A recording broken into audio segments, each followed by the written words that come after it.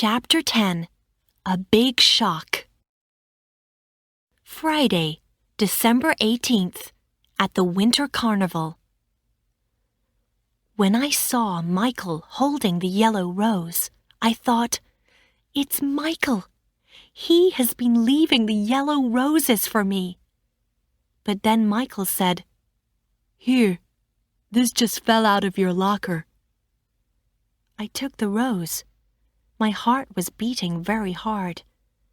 But then I saw a note attached to the roses. "Good luck with your trip to Genovia. See you when you get back. Your secret snowflake, Boris Pekalski." Boris Pekalski has been sending me the yellow roses. Boris is my secret snowflake. Boris wouldn't know that yellow roses mean love forever. "What grade did you get in algebra?" said Michael. I stared at him. I was still thinking about the roses. Then I opened the computer printout with my grades. To my surprise, I had got B for my algebra grade. My last grade for an algebra exam was F, but I've worked hard at algebra all semester, and now my grade is a B.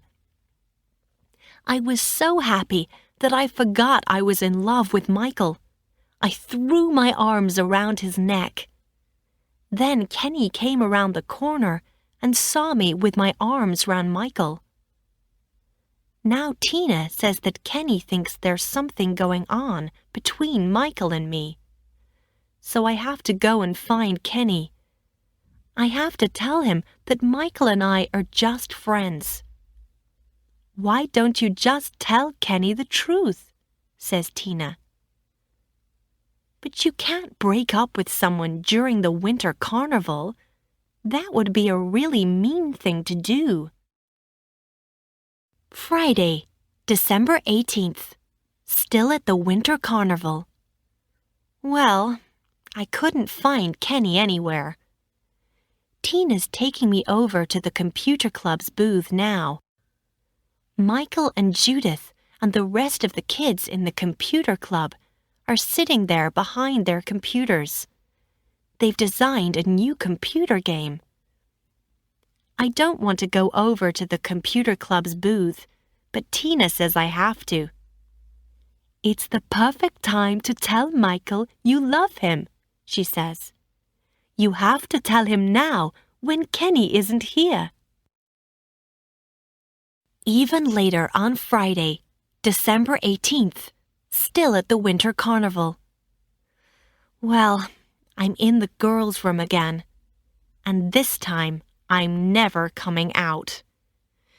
When Tina and I arrived at the computer club's booth, Michael asked me to sit down in front of one of the computers. Then he told me to turn it on. So I sat there, waiting for the stupid computer game to start. I was feeling very sad. No one had asked me to the dance, and tomorrow I'm going on a boring trip to Genovia. And before I go, I have to break up with Kenny. Then I'll leave for Europe with my dad and grandmère, who aren't speaking to each other. And when I come back, Michael and Judith will be engaged. So I really didn't feel like playing a computer game. But when the game started, I was surprised to see a picture of a castle with a garden. Inside the garden were red roses. It was very pretty. Then a flag appeared on the computer screen. Some words were written on the flag in gold. "Roses are red, violets are blue. You may not know it, but I love you too." I screamed and jumped up.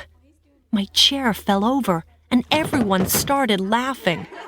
Only Michael wasn't laughing. But I couldn't look at Michael. What did it mean?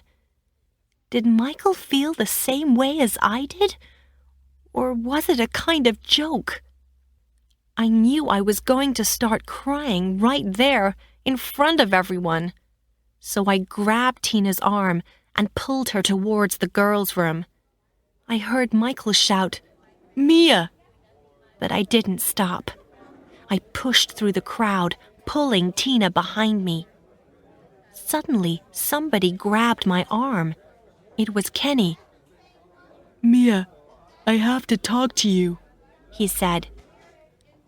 "Not now, Kenny," Tina said. "Yes, now," Kenny said in a serious voice. Tina let go of my arm, and I stood there, waiting. "Mia," said Kenny. I just want to you to know, well, that I know. I stared at him. I had no idea what he was talking about. "Look, Kenny," I said, "this really isn't a good time. Maybe we could talk later." "Mia," said Kenny. He had a funny look on his face. "I know. I saw him." And then I remembered. Kenny had seen me with my arms round Michael after I got my B grade for algebra. "You don't have to worry," Kenny said. "I won't tell Lily." Lily? I didn't want Lily to know how I felt about Michael. "Kenny," I said, "I am so sorry." Suddenly, I started crying. When I put my hands to my face, they were wet with tears. "I really do like you," I went on. "I just don't love you." Kenny's face was white, but he didn't cry, not like me. He was smiling, a weird little smile. "I can't believe it," he said, shaking his head. "When I first realized what was happening, I thought Mia would never do that to her best friend. But, well, I've suspected for a long time there was someone else. That's why you never wanted to kiss me. I knew you didn't want to hurt my feelings." Kenny went on. "I didn't ask you to the dance because I knew you'd say no. Because you like someone else. I know you'd never lie to me, Mia. You're the most honest person I've ever met." Was Kenny joking? Me? Honest? "But I think you'd better tell Lily soon," said Kenny. "I first suspected it at the restaurant. And if I suspected it, so will other people. You don't want someone else to tell her." Restaurant? What restaurant? I asked in surprise. "You know," replied Kenny. "that day we all went to Chinatown. You and he sat next to each other. You kept laughing. You were very friendly with each other." Chinatown, I thought. But Michael hadn't gone with us that day to Chinatown. "And I've noticed him leaving you yellow roses all week," said Kenny. I stared at him through my tears. "What?" I said. "You know." He looked around, then whispered, "Boris, "Leaving you all those roses." Boris? Boris Pekalski?" I couldn't believe it. My boyfriend just broke up with me because he thinks I am in love with Boris Pekalski. Boris Pekalski, who wears weird clothes. Boris Pekalski, my best friend's boyfriend. I tried to tell Kenny the truth. You know, that Boris isn't my secret love, but my secret snowflake. But then Tina rushed forward. "Sorry, Kenny," she said, "but Mia has to go now." Then she pulled me into the girls' room. "I have to tell Kenny the truth," I kept saying. "No, you don't," said Tina. "You two have broken up.